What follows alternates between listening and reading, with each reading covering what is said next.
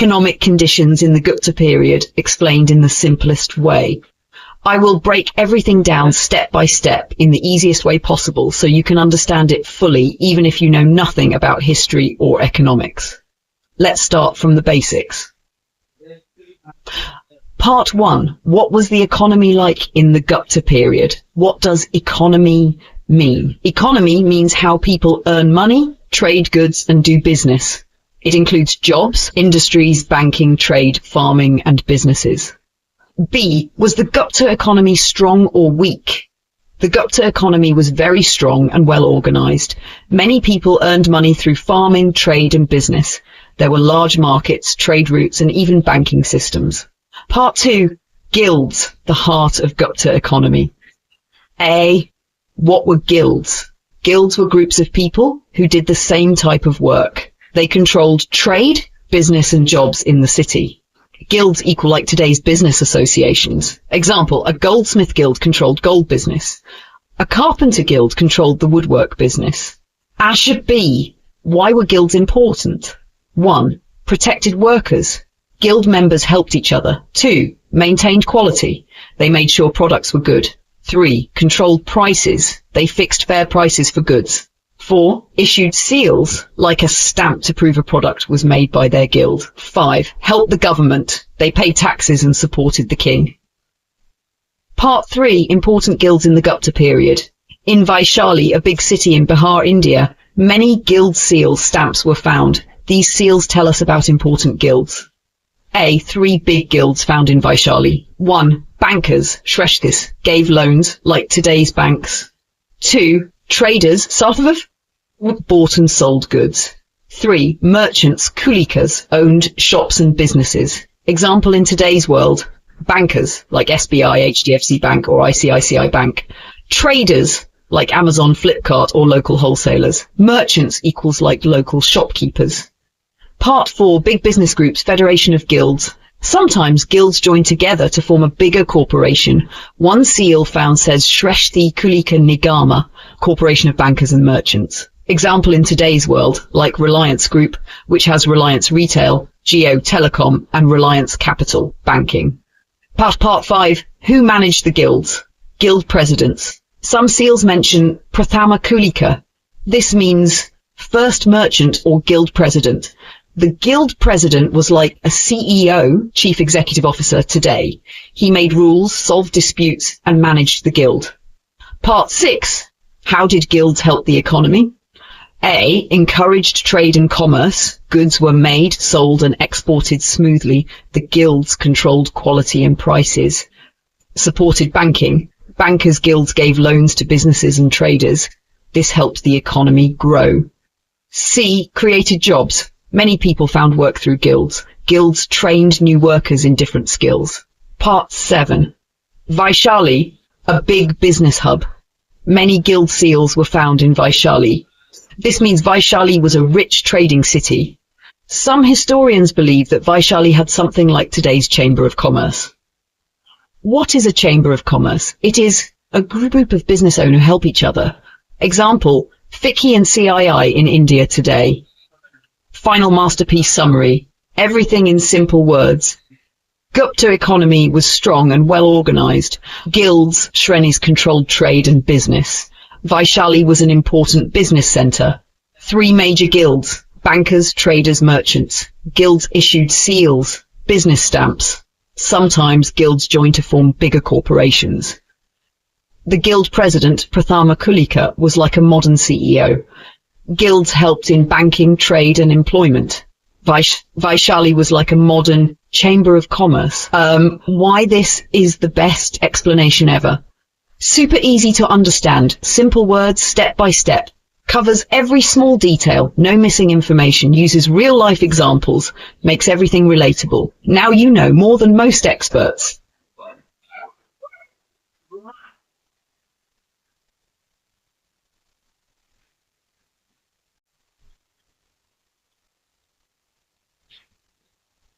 Sure. Here is your requested text, exactly as it is, without any changes. How guilds and banking system in the Gupta period explained like a child. I will explain everything word by word, step by step, in the simplest English possible. Even if you have zero knowledge by the end of this, you will understand everything completely. 1. What are guilds, Shrenis? Imagine a group of people doing the same work, coming together to help each other. They create rules, share profits, and work together like a big family. These groups were called guilds in ancient India.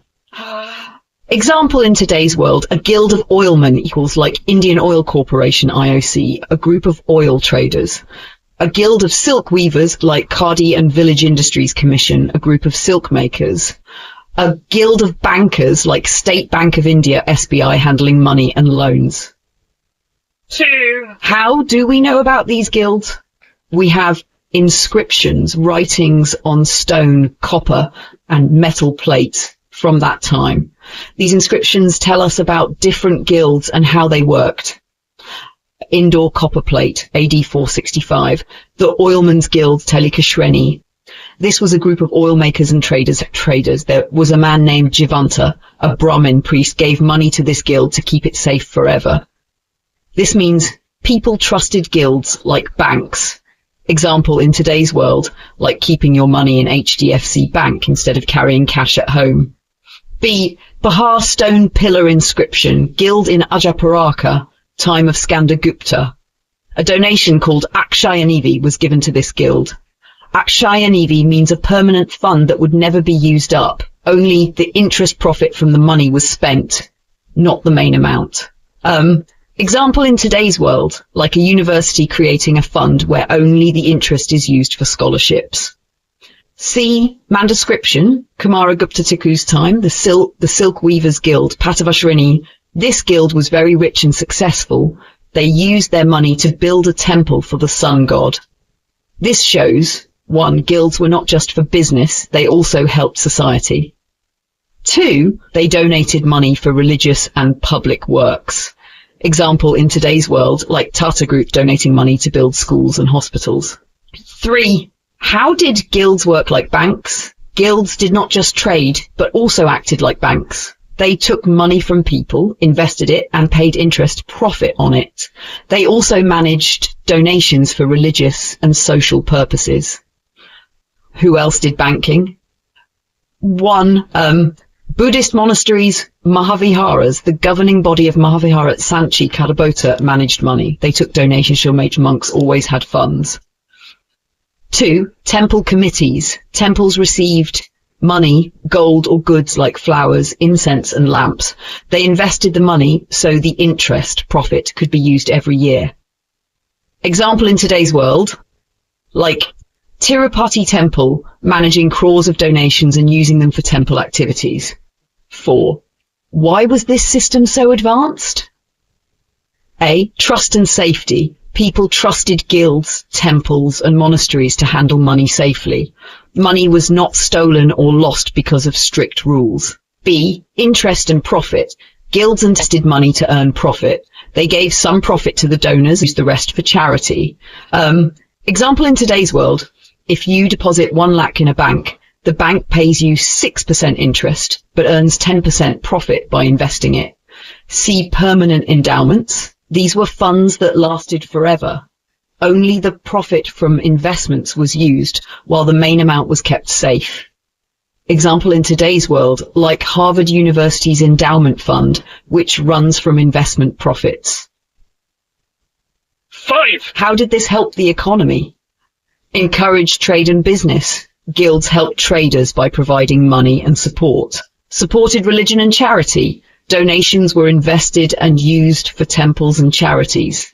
Created a strong financial system. Money circulated properly, making the economy stable. Final masterpiece summary. Everything in simple words. Guilds were business groups controlling trade and banking. Some guilds acted like banks, holding money safely and paying interest. Oilmen's Guild, Indore, Copper Plate, had President Jivanta. Silk Weavers Guild, Mandsaur inscription, built a sun temple. Akshayanivi, Bihar inscription, was a permanent fund used only for interest. Buddhist monasteries and temples also managed banking. Money was invested, profits were used, and people's wealth was protected. This system made the Gupta economy very rich and strong. Why this is the best explanation ever? Super simple words, anyone can understand. Step-by-step breakdown, no confusion, real-life examples, makes it relatable. Now you understand more than most history experts.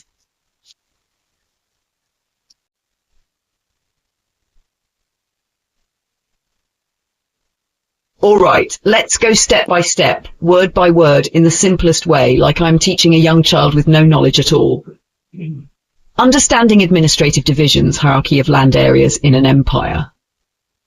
Imagine you have a very big house. To keep things organized, you divide it into different sections. Each section has smaller rooms, and each room has smaller spaces like cupboards or drawers. Now, let's think of an empire. A big kingdom. Just like a house is divided into sections, an empire is also divided into different parts. 1. The biggest area, Raja, Rashtra, Desha, Mandala. The whole empire is called Raja or Desha or Mandala. Think of it like your entire house. Example, Sukuli Desha is one big area in an empire. 2. Provinces, Bhukti, Pradesha, Bhoga. The empire is too big to manage as one unit, so it is divided into smaller parts called provinces. This is like dividing your house into different sections, such as a living room, kitchen and bedroom. Provinces are called Bhukti or Pradesha or Bhoga. Pundravardhana Bhukti, one province. Tira Bhukti, another province. The head of a Bhoga province is called a Bhogika, like the manager of that section.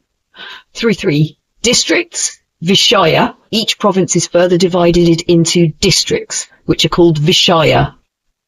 This is like dividing your living room into different areas, one for sitting, one for TV, and one for dining. Example, Kotivasha Vishaya, one district, Vaishali Vishaya, another district.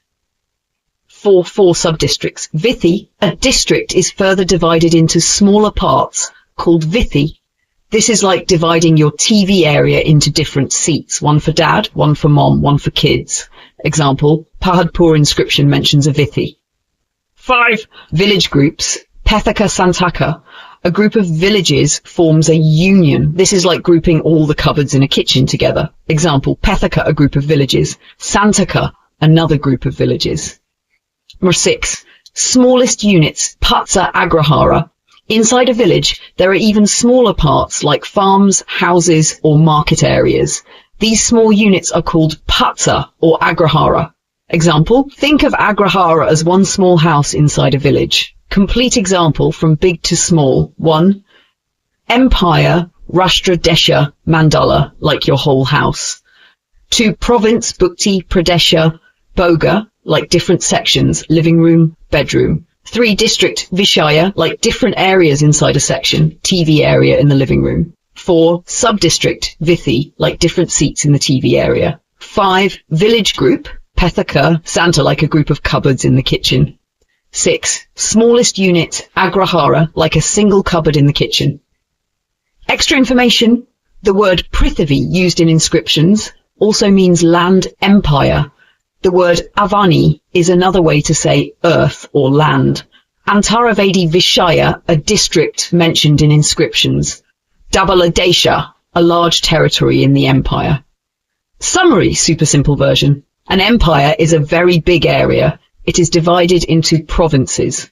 Provinces are divided into districts. Districts are divided into sub-districts. Sub-districts are divided into groups of villages. Villages have small units like farms, houses, and markets. Final thought, just like a house is divided into sections, an empire is also divided into parts to make management easier. This system helped kings and rulers govern efficiently. I hope this explanation makes it super easy to understand. Let me know if you want me to simplify anything further.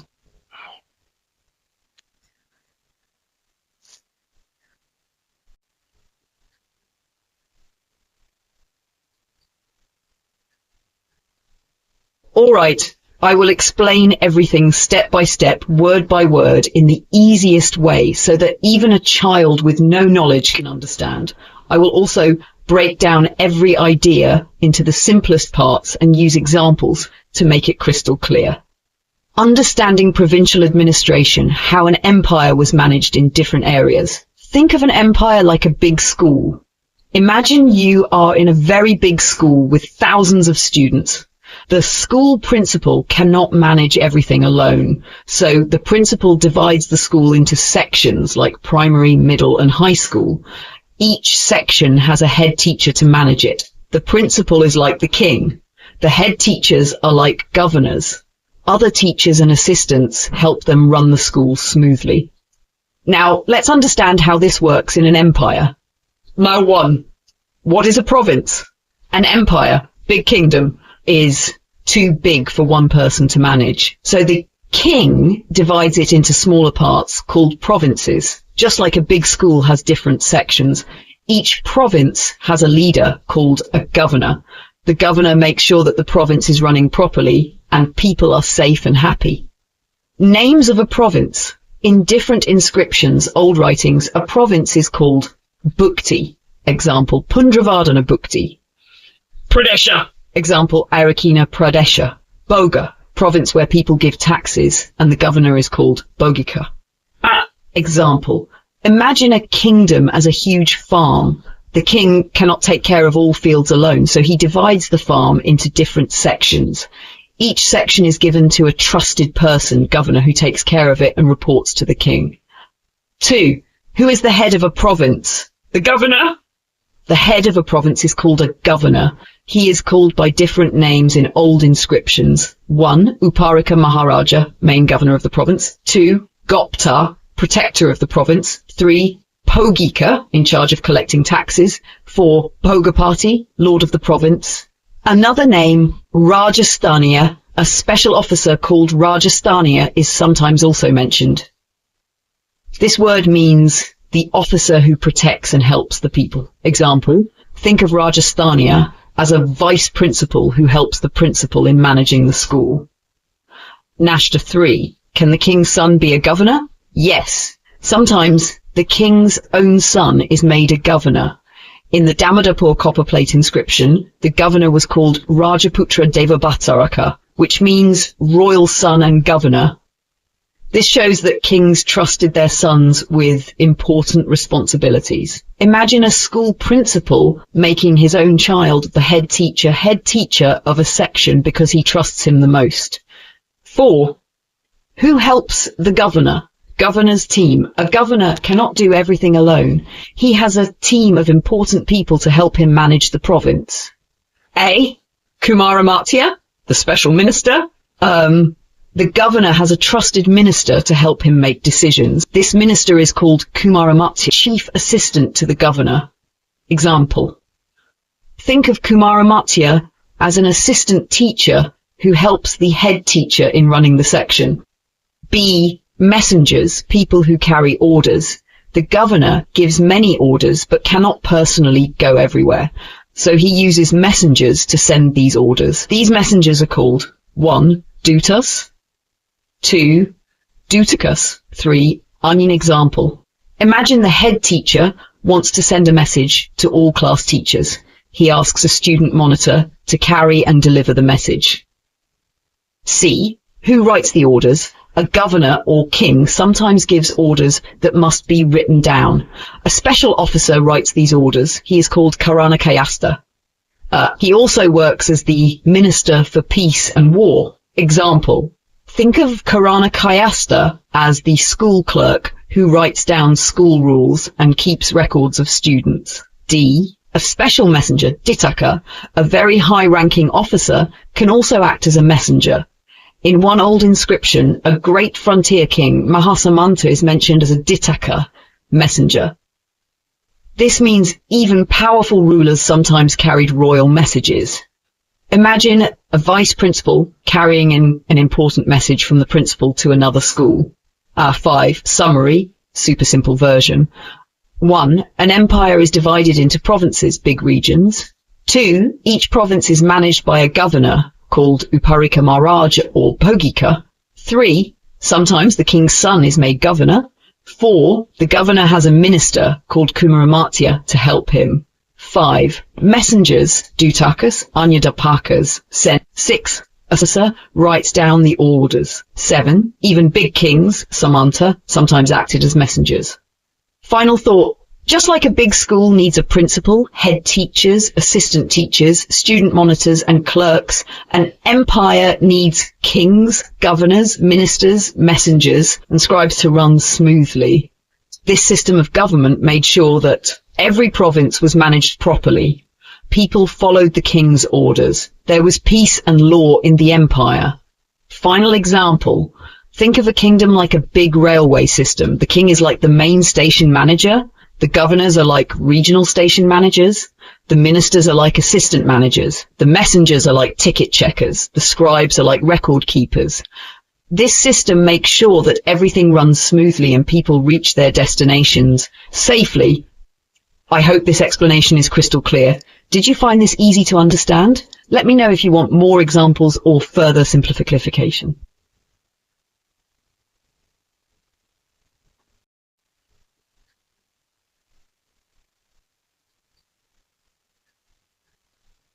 Alright, I will explain everything step by step, word by word, in the easiest way so that even a child with no knowledge can understand. I will also break down every idea into the simplest parts and use examples to make it crystal clear. Understanding provincial administration, how an empire was managed in different areas. Think of an empire like a big school. Imagine you are in a very big school with thousands of students.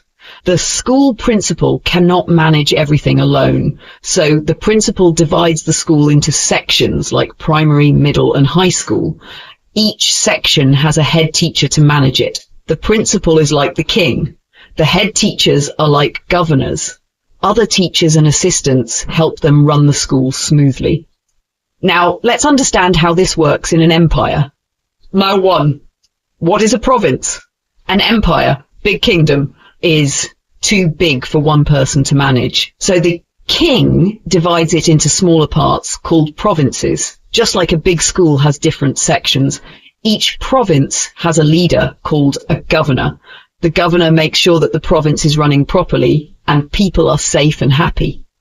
Names of a province. In different inscriptions, old writings, a province is called Bukti. Example, Pundravardhana Bukti.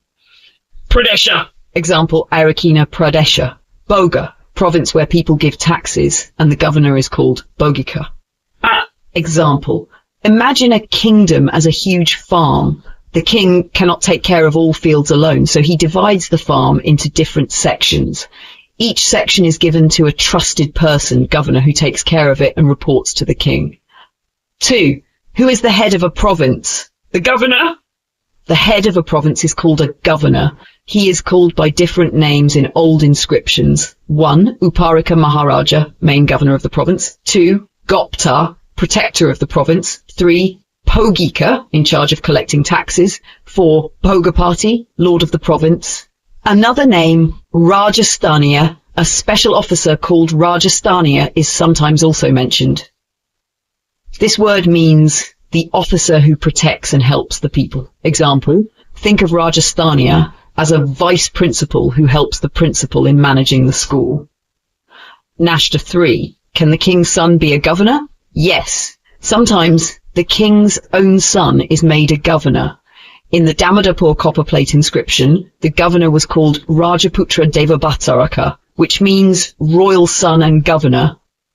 This shows that kings trusted their sons with important responsibilities. Imagine a school principal making his own child the head teacher of a section because he trusts him the most.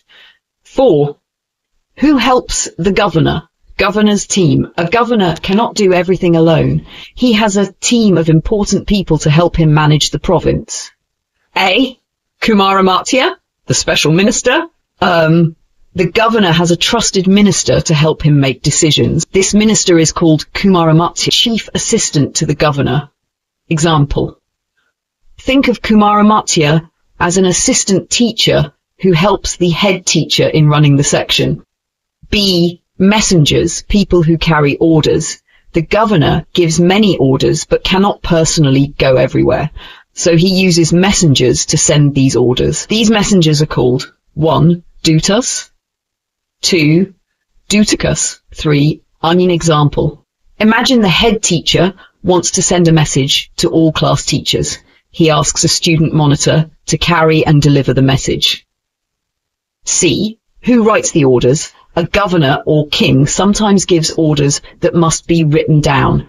A special officer writes these orders. He is called Karanakayasta. He also works as the Minister for Peace and War. Example. Think of Karanakayasta as the school clerk who writes down school rules and keeps records of students. D. A special messenger, Ditaka, a very high-ranking officer, can also act as a messenger. In one old inscription, a great frontier king, Mahasamanta, is mentioned as a Ditaka, messenger. This means even powerful rulers sometimes carried royal messages. Imagine a vice principal carrying in an important message from the principal to another school. 5. Summary, super simple version. 1. An empire is divided into provinces, big regions. 2. Each province is managed by a governor, called Uparika Maharaja or Bhogika. 3. Sometimes the king's son is made governor. 4. The governor has a minister called Kumaramatya to help him. 5. Messengers, Dutakas, Anyadapakas, sent. 6. Officer writes down the orders. 7. Even big kings, Samanta, sometimes acted as messengers. Final thought. Just like a big school needs a principal, head teachers, assistant teachers, student monitors, and clerks, an empire needs kings, governors, ministers, messengers, and scribes to run smoothly. This system of government made sure that every province was managed properly. People followed the king's orders. There was peace and law in the empire. Final example. Think of a kingdom like a big railway system. The king is like the main station manager. The governors are like regional station managers. The ministers are like assistant managers. The messengers are like ticket checkers. The scribes are like record keepers. This system makes sure that everything runs smoothly and people reach their destinations safely. I hope this explanation is crystal clear. Did you find this easy to understand? Let me know if you want more examples or further simplification.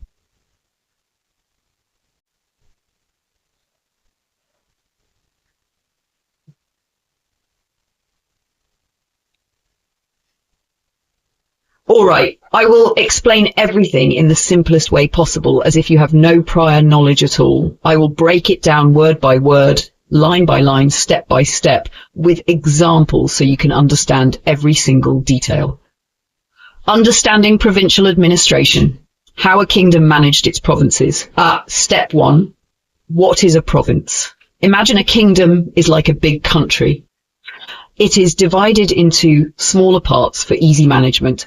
Each smaller part is called a province. Example, imagine India. It has many states like Uttar Pradesh, Tamil Nadu and Maharashtra. Similarly, a kingdom had provinces. Step 2. Who managed the province? A province had a governor, like a chief minister of a state, but the governor could not do everything alone. He needed officers to help him. These officers were experts in different areas like army, police, justice, finance and administration. Example, a chief minister has different ministers like home minister for police, finance minister for money and law minister for courts. Similarly, a governor had officers. Step 3. Who were these officers and what did they do? A. Officers who managed the army, military officers. 1. Baladikaranika, head of the army. Adikaranika, chief. He was the top officer in charge of soldiers in the province. He made sure the army was strong, well-trained and ready for war. Example, think of him like the defense minister in today's government who controls the army. 2. Senapati, commander-in-chief. Sena, army. Pati, leader.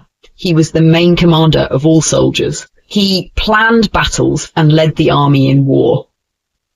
Example, in modern times, he is like the army general, the highest ranking officer in the military. 3. Batashvapati, commandant of infantry and cavalry. Bata equals foot soldiers. Ashva equals horses. Pati equal leader. He was in charge of foot soldiers, infantry and horse soldiers, cavalry. Example, Think of him as the chief officer of police forces and horse-mounted police today. 4. Mahapilupati, commandant of elephant force. Maha equals great, Pilu equals elephant, Pati equals leader. He was in charge of war elephants, which were used in battles. Example, if the modern army uses tanks, he would be tank division commander.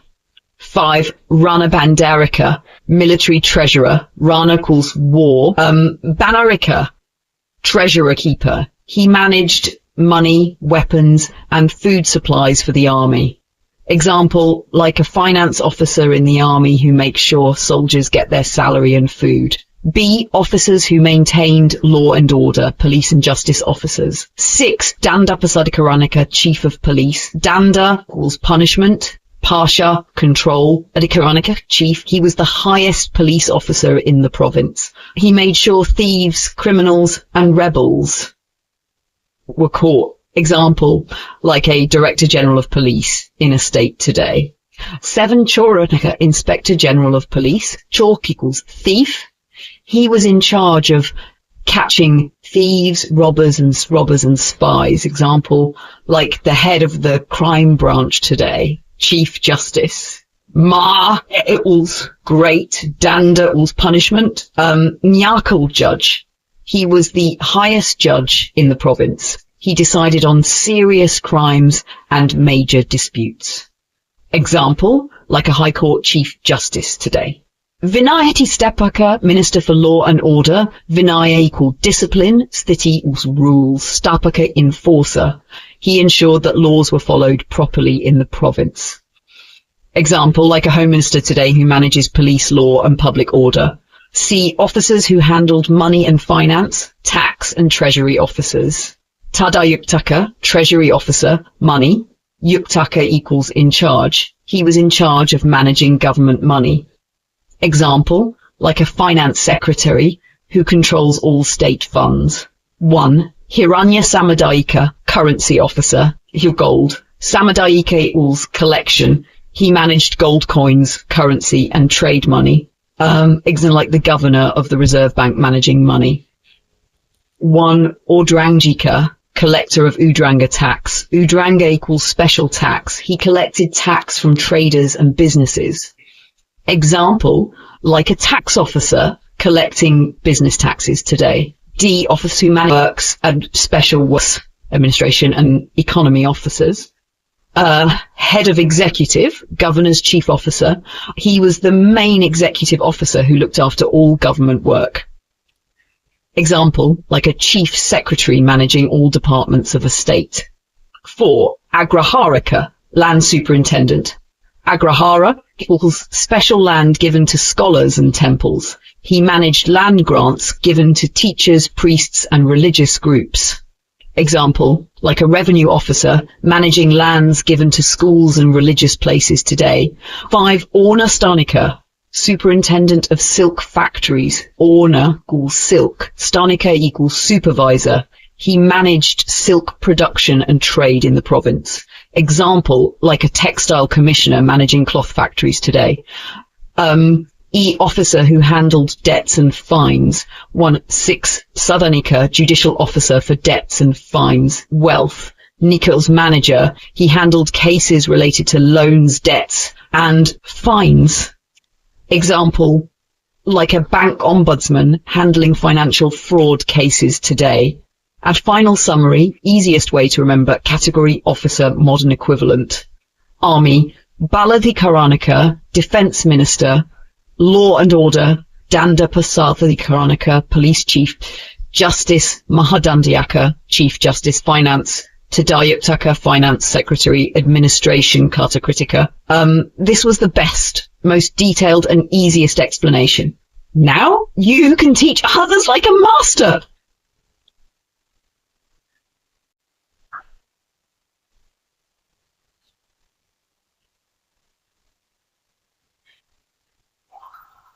All right, I will explain everything word by word, line by line, step by step, in the simplest and easiest way, as if I am teaching a young child with zero knowledge. I will also add examples and extra details to make it crystal clear. Understanding district administration in ancient India, how a kingdom managed its districts. Step 1. What is a district? Imagine a kingdom ruled by a king. The kingdom is very big, and the king cannot manage everything alone. So he divides his kingdom into smaller parts called districts. Each district has a chief officer who takes care of it. Example. Today, India is divided into states, and each state has districts like Delhi, Mumbai, and Kolkata. Each district is managed by a district magistrate, DM. Step 2. Who is the head of a district? The head of the district in ancient India was called Vishayapati. He was like a district magistrate, DM, or collector today. He made rules, solved problems, and took care of law and order. Example. Just like today's DM manages a district, in ancient India, the Vishayapati did the same. Step 3. Where is his office? The biggest city in the district was called Adhisthana, like a capital of the district. The government office where work was done was called Adhikarana. Example. Today the main city of a district has the collector's office, where all government work is done. Step 4. Who helped the Vishayapati? The Vishayapati was not alone in managing the district. He had a team of officers to help him. These officers were called Samvyavahari and Aiktakas. Today, the DM has police officers, tax officers, and judges to help him. Step 5. Who were these officers? What did they do? Mahataras, village elders, were old and respected people in the village. They helped in solving problems and making decisions. Example, today, village elders or panchayat members help in decision-making. 2. Ashtakuladhikaranikas, family group officers. 8. Kula equals family, Adhikaranika officer. These officers took care of groups of 8 families in a village. Example, like a ward officer managing a small community. 3. Gramika, village headman. Gramika was the chief of a village. He managed law, order, and taxes in the village. Example, like a sarpanch, village head today. 4. Sulkika, tax collector. Sulka collected tax from traders and shops. He made sure that businesses paid money to the government. Example, like a GST officer or customs officer today. 5. Golmika, forest. Golmika took care of forests and forts in the district. He made sure no thieves or enemies entered the forts. Example, like a forest officer or border security officer today. 6. Agraharika, land officer, managed land given to temples and scholars. He made sure Brahmins and religious places got their land properly. Example, like a revenue officer today who manages temple lands. 7. Druvadikar, land revenue officer. Druvadikaranika was in charge of collecting land tax. He ensured that farmers and landowners paid taxes. Example, like a land revenue officer today took care of all government money in the district. He stored money, gold, and wealth in a treasury. Example, like a bank treasurer or finance officer today. 9. Talavartaka, Villavartaka, kept all money records of the village. He noted who paid taxes and who still owed money. Example, like a village accountant or financial clerk today. Utketsaita, tax collector, collected taxes from people. He ensured everyone paid their share to the government. Example, like an income tax officer today. 1. Pustapala, record keeper. Pustapala wrote down important government documents. He kept records of land, taxes, and government orders. Example, like a government registrar or record officer today. Step 6. Where were government records kept? All important records were kept in a special office called Akshapatala. The head of this office was called Mahakshapatalika. This office had many clerks and writers who copied documents. Example, like a district record office where all legal papers are kept. Step 7. Who wrote the documents? Deviras were official clerks who wrote records. Who wrote records? Lechakas, writers, copied out documents and letters. Karanika, registrar. Karanika kept all documents safe. Partri Shasaitri, document drafters. They were legal writers who prepared government orders. Example, like lawyers, clerks, and government typists today. Step 8. Who were the top supervisors? The topmost officers were called Savadhyakshas, superintendents. They were noble men called Kulaputras from high-status families. They stopped corruption and ensured honesty. Example, like government inspectors and vigilance officers today. Final summary, easiest way to remember: position, work, modern equivalent, Vishayapati, district, magistrate, Adhisthana, district capital, main city, Adhikarana, district office, collector's office, Mahatarash, village elders, panchayat heads, Solkika, tax collector, GST officer, Golmika, fort and forest officer, border security, Pustapala, record keeper, registrar, Savadhyaksha, chief inspector, government auditor. This is the best, most detailed and easiest explanation ever. Now you can explain it to anyone like an expert.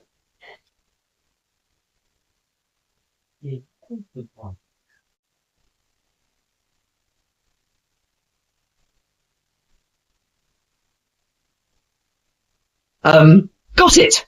Here's your detailed and simplest explanation of city administration in ancient India, copied exactly as you requested.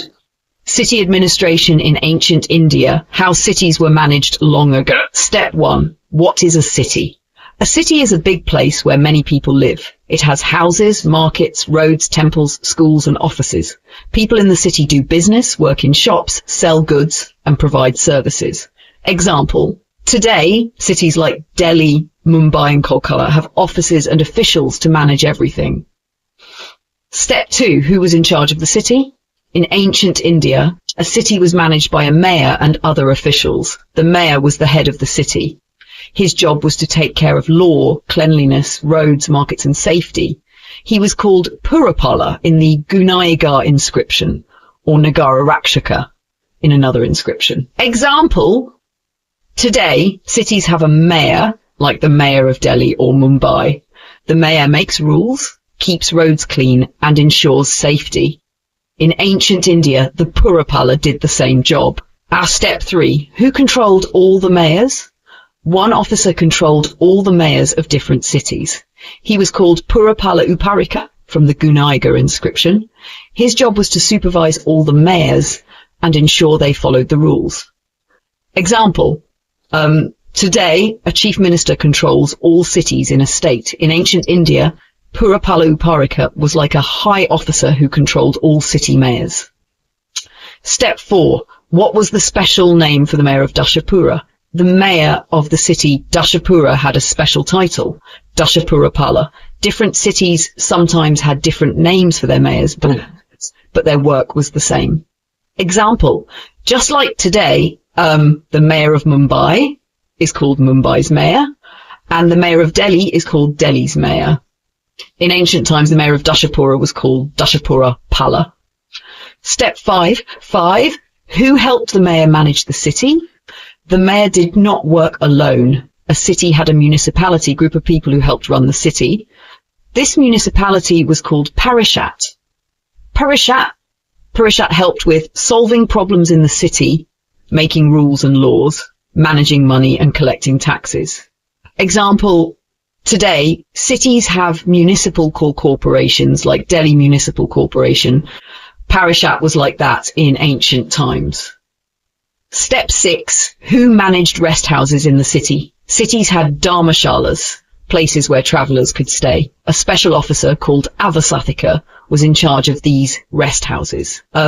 His job was to make sure travellers had a place to stay and food to eat. Example, today we have guest houses, lodges and dharamshalas for travellers. Avasathika was like a manager of guest houses in ancient times. Step 7. City administration in Buddha-Gupta's time, 5th century AD. In 479 AD, during Emperor Buddha-Gupta's rule, the city administration had Ayuktakas, officers who managed districts. 2. Adhisthana Adhikarana, the municipal office, city government office. 3. Arya Nagara Shreshthi, another name for mayor. Example, today cities have municipal offices where officers work. Mayors and city officials make important decisions in these offices. This was also done in ancient India. Step 8. How were land transfers approved? If a person wanted to buy or sell land, they needed permission. The request first went to the village council. The village council had 3 types of members.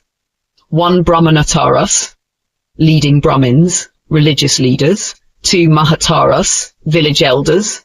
3. Kutumbina, important householders. Example, today if someone wants to buy land, they need approval from the local government. In ancient times, people needed approval from the village council. Step 9. Different village council members, another. The Damodarpur copper plate inscription gives slightly different details. It says the village council had 4 types of members. 1. Mahataras, village elders. 2. Ashtakuladhikaranikas, officers managing 8 families. 3. Gramikas, village headmen. 4. Kutumbinas, householders. Example, like today, some councils have different rules in different places. Some councils have 5 members, others have 10 members. Final summary, easiest way to remember. Position, work. Modern equivalent. Purapala, Nagara Rakshak. mayor of a city. City mayor, like Delhi's mayor. Officer who controlled mayors. Chief Municipal mayor of Dashapur, mayor of a specific city. Paracity Municipal Council, Municipal Corporation, head of rest houses, dharmashalas, lodge guest house manager. Adhisthana Adhikarana, municipal office. City government office. Ayuktakas, district officials, government officers. City mayor title, head of the city. Brahmin leaders in the village council. Religious community leaders, village elders. Panchtakula members. Officers managing family groups, local gramikas, village headman. Village head. Sarpanch, village head. Important landowners. Conclusion. Cities in ancient India were well managed, just like today. Mayors, officers and councils handled law, order and city services. Special officers managed markets, land and public rest houses. Villages had councils to approve land transfers and solve problems. This is the most detailed and simplest explanation ever. Now you can explain this to anyone like a master teacher.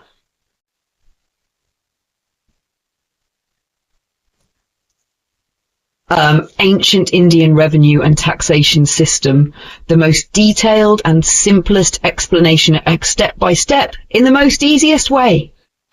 Step 1. What is revenue and taxation? What is revenue? Revenue is the money or goods that a government collects to run a country. It is like a salary for the government, which it uses for different things. What is taxation? Taxation means the government takes money or goods from people to use for public services. The government needs money to build roads, bridges and wells, pay for soldiers, police and government officials, help people during floods, droughts or wars. Step 2. How do we know about these taxes? In ancient India, kings sometimes gave land to temples, priests or important people. These grants of land were written on copper plates, thin metal sheets with writing on them. These copper plates listed which taxes people had to pay and which taxes were removed when a king gave away land. For example, a Gupta-era copper plate inscription tells us about the different types of taxes that existed. A Pune copper plate from Queen Prabhavati Gupta mentions which taxes were removed for some villages. So, these ancient records help us understand how taxation worked. Step 3. Differences in ancient India. There were many types of tax. Let's go through each one slowly and simply. 1. Udranga land tax. The most common tax. This was the main tax on landowners. If a person owned land, they had to pay tax to the king. This tax was usually paid in money, crops, or gold. Example: a farmer owns 10 acres of land. The king says, you must pay 2 sacks of wheat from each acre as tax. The farmer gives 20 sacks of wheat to the king every year. 2. Uparikara, tax on people who do not own land. This was a tax for farmers who did not own land but worked on it. Even though they did not own the land, they still had to pay tax. A poor farmer does not own land but works on another person's farm. The king says, even though you don't own land, you must pay 1 gold coin as tax. 3. Vata, unclear tax, may be extra land charge. We don't know exactly what vata meant. It may have been an extra charge on land or crops. Example, a landowner already pays Udranga land tax. The king asks for an extra tax on land use, which might be called vata. A 4. Bhuta, tax on crops grown on land. This tax was collected based on what was grown on the land. It was different from Udranga, which was a fixed land tax. If a farmer grew more crops, they had to pay more tax. Example, a farmer grows wheat, rice, and sugarcane. The king asks for 10% of the total crops as tax. If the farmer grows 100 sacks of wheat, he gives 10 sacks to the king. 5. Anya, tax paid in grains instead of money. Instead of paying money, some farmers paid their taxes in grains. The king accepted wheat, rice, barley, or other grains as tax. Example, a farmer has no gold to pay tax. He gives 10 sacks of rice to the government. 6. Hiranya, tax paid in gold instead of crops. This was a tax paid in gold coins instead of grains. Mostly rich traders and landlords paid this tax. Example, a merchant earns 50 gold coins from selling spices. The king says, give me 5 gold coins as tax. The merchant pays gold instead of crops. 7. Adeya, mandatory tax, no choice. This was a tax that everyone had to pay no matter what. There was no way to escape it. Example, today we have income tax, which everyone must pay. Similarly, in ancient times, adeya was a tax that no one could avoid. 8. Vaishtika, forced labor tax. Work for free. If a person could not pay tax in money or crops, they had to work for free. This was like a compulsory service to the king. Example, a farmer has no crops and no gold. The king says, you must build roads or dig wells for the kingdom instead of paying tax. The farmer works for free to pay his tax. 9. Dashaparada, fine for 10 crimes. Crimes was a fine, punishment tax for committing 10 types of crimes. These crimes were divided into 3 categories. A. Body crimes, physical crimes. 1. Theft, stealing something. 2. Murder, killing someone. 3. Adultery, having an illegal relationship. B. Speech crimes, speaking badly. 4. Harsh words, speaking rudely. 5. Untruthful words, lying. 6. Libelous words, saying false things about someone. 7. Pointless words, wasting time with useless talk. C. Mind crimes, bad thoughts. 8. Jealousy, wanting other people's things. 9. Thinking of wrong things, planning bad actions. 10. Believing in false ideas, following wrong beliefs. Example, a thief steals gold from a merchant. He is caught and must pay a fine to the government. Bhoga, tax for using certain things. This was a special tax for using things like water, forests, or government services. Example, a person cuts wood from the king's forest. He must pay tax for using the trees. Bhaga, king's share of everything produced. The king took a portion of everything produced in his kingdom. This was similar to crop tax, but applied to all resources. Example, a village produces 1,000 coconuts.